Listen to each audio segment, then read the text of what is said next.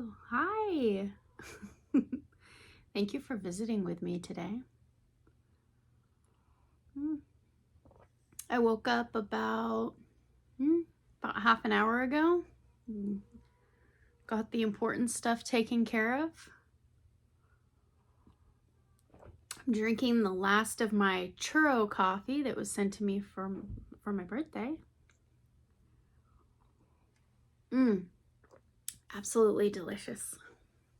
Yum, yum, yum. Oh, how has your day started? Feeling good? Do you have a lot to do today? Yeah, I do. I've been having so much fun. I've been pushing some of the chores to the side. Everyone understands. It's quite all right. But I've been tinkering with some new products that were sponsored. One Day Saving let me pick a few items. Last time we visited, I was telling you about how excited I was that they offered to send me some things to look at. I've been tinkering with them, and it's completely sidetracked me from all my normal crocheting and stuff I had on my plate. But that's okay. So this is gonna be 2 videos that I'm gonna sit and talk to you about. So, One Day Saving sent me a knitting doll, is how it was labeled. I'll put the link in the description box below. In Googling and YouTubing instructional videos and a little bit of history about a knitting doll, they're also called, it was a kit in the 60s, it was called a Knitting Nancy. And they're also called, it's called a braid tool. It's called, oh my gosh, there was a whole list of names for these. In 2024, it is extremely popular for people to use these little 4-looped looms to create tubular braids. These are excellent for purse handles. These are incredible to keep my hands busy. When I was watching TV on my overnight, I sat here and tinked with these. This little doll can be used for many things to make this braid can be used for many things. In 2024, I've noticed it's extremely popular to take a very thin, bendy piece of wire and put it inside this tube in a lot of children's bedrooms or home entryways and write something. So you put the wire in there, and then you could bend it out in cursive to write wordage. You can, bend it, loop it around, and make verbiage. So I made this really, really long rope. It took forever because they gave me this stick to kind of take the bottom loop, top it over the first loop, and then pull it. Well, I got to thinking, this is a loom. I pretended to loom knit a couple of years ago, and I have a loom kit. I was gonna make socks. Well, first I was gonna make a hat. I picked it up at a thrift store, and then I was gonna make socks. But somewhere there was a better tool than this barbecue skewer. This was extremely useful when I was getting started to like poke it down in that hole to get the rope to come down. I found my Hobby Lobby loom kit tool, which did make it easier. That little bend hook made it easier to weasel that up and over. I loomed it extremely tight. Took an extremely long time. I think if that was looser or more fluid with it, it would have been easier. Would have been able to move faster. I did come up with some little personal tips in my head. Like if I hook it way over on the right and slide it to the left and then up over that bend, I can get like a fluid motion more of a circular motion, and in my head as I turned it around and loop it and turn it, I was able to get you know, more of a flow with it, which was beneficial. So I approve. I like it. She's extremely cute. I don't think she cost very much. I think she was like $3 or $4. This is something that I would give to a child. You know, a little girl just starting and she wants to create something, she could do this and be proud. There was definitely some instant gratification with when the little rope finally came out her feet. I was excited. I was making progress, and now it's long enough. I think I'm gonna write the word crochet or yarn, or we'll see. She'll be adorable sitting in my yarn cabinet. She could peek out one of the little glass window panes.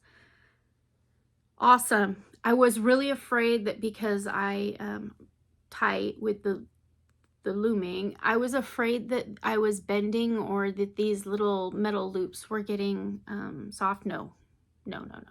She's durable. She's cute. She's durable. I've seen a lot of them on eBay, and I think it's an item that would be perfectly fine purchasing secondhand. I don't think that they wear out. Or yeah, so I'll show you that when that is done. So I went out in the garage and I was looking for wire last night, and I found some spool of some really long flexible, and my husband told me that was for soldering, and it was pretty pricey, and that maybe we could find something a little bit more economically sound to make wordage with. I'll probably go over to Ace Hardware today and see what I can find. What else did they send? They sent a kit. There's a lot of kits on the market today. I like the concept of a crochet or knitting kit. I love the concept of it. You're a beginner, you're not sure what to do. This is everything that you need. Test it, see if this is your hobby, and then go wild. Fill your room with yarn and buy all the fancy hooks, right? But this is an incredible way for someone to start out, is a kit. I don't think all kits are for beginners. This kit's not for a beginner. I've got a couple really good reasons. So the instructions showed you how to put the yarn on the hook, and it showed you how to hold a hook, and it does label it knife method, pen method. It shows you how to twist the yarn through your fingers. Important. I don't twist the yarn through my fingers that way. I also picked out a yarn tension ring, which this will become very important for that. Lessons learned. When I was looking at the kits, I didn't see that the little patterns were checked. And I was really hoping like, oh, he's so cute.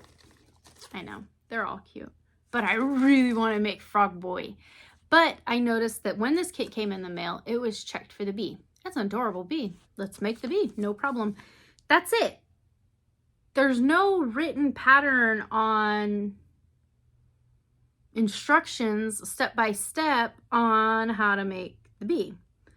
There's a QR code. I don't know how it works with not showing you a QR code because technically it's a paid pattern. Whatever, I'm not worried about it. QR code. You scan it. It takes you to a YouTube link where they show you all the patterns. This kit came with all the patterns. You can use your own yarn and make any of them.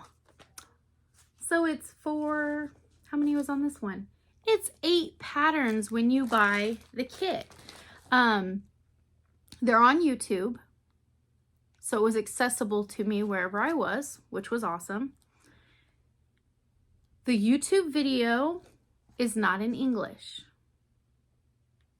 The YouTube video is extremely clear to see. I followed the bee the whole way through. It's extremely clear to see how the woman is instructing you. She's center frame, plain background. Visually, it was followable. I think the subtitles across the bottom were auto-generated by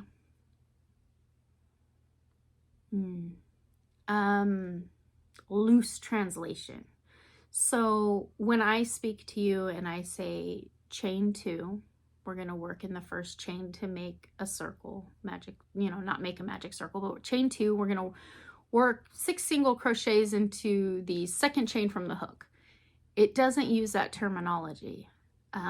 Instead of the word chain, I think it was saying cord.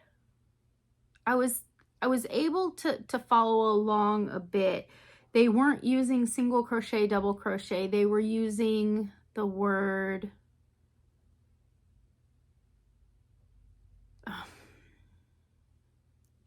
I watched it for a little bit and then I disregarded that. I used the visual instructions the best that I could until I couldn't.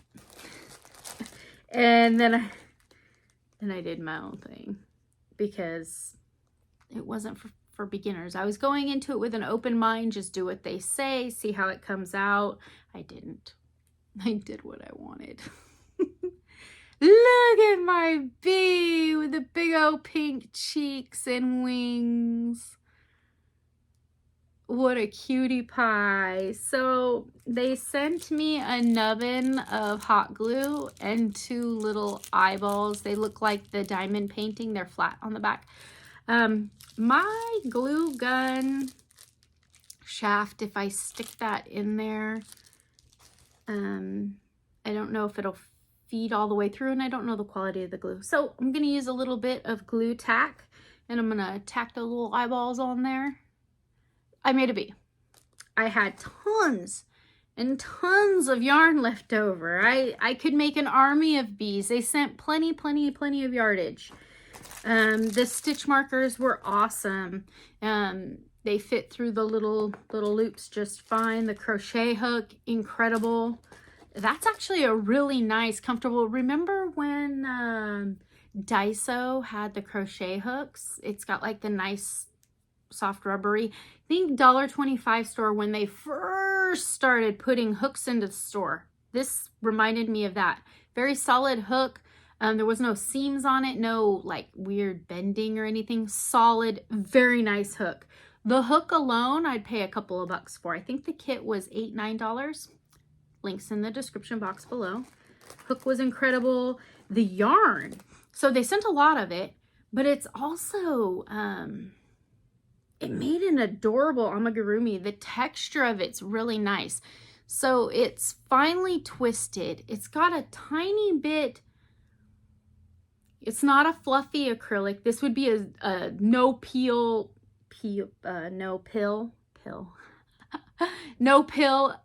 yarn. It's twisted, so it gives a nice, clean, crisp look. Like that's good amigurumi yarn. That's good stuff.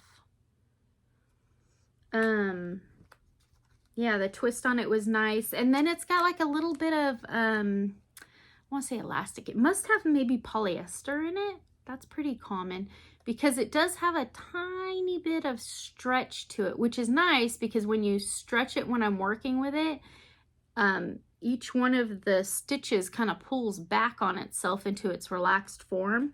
There is no, like I also do my amigurumi very tight, but there's no gaps in there. And I really stuffed and fluffed that guy. The stuff and fluff, very interesting. It's like, okay, at home in my ice cube maker, I get big old ice cubes. I love going to the gas station on a hot summer day to get those little tiny little balls of ice that come out. Oh, it's an icy slurpy thing, right? Oh, that's the perfect way to view it. That fluff and stuff is like the little gas station ice. They're little tiny swirls and balls, and they're itty bitty. of fluff and stuff. It all binds together, but it was really nice. Like if I had to stuff like arms and legs and that sort of thing, these itty bitty bits aren't long floaty clouds.